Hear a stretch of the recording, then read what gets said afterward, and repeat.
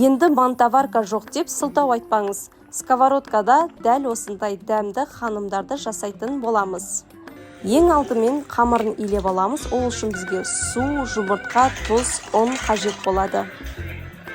Ханымның қамырын орташа жұмсақтықта илеп аласыздар. Начинкасын дайындаймыз.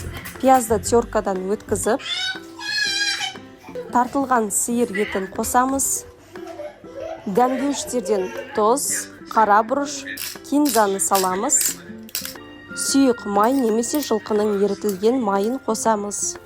Начинка дайын, енді тек қана араластырсаңыздар болғаны. 2 пиязды турап аласыздар.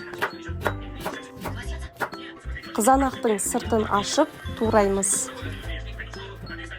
Табаққа майды құйып, ең алдымен пиязды қуырып аламыз. Одан кейін помидорларымызды салып, қайтадан қуырамыз.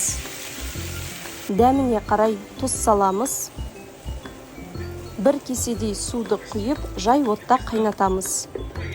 Дайын болған қамырды жайып аласыздар.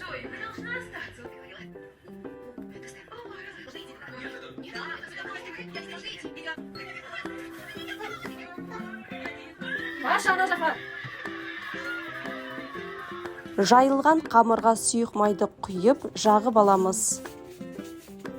Начинканы салып шығасыздар.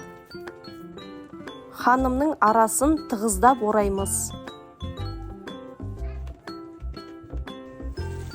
Ханымды сковородкаға жайғастырып, бетін майлап, 35 минутта жай отта пісіреміз.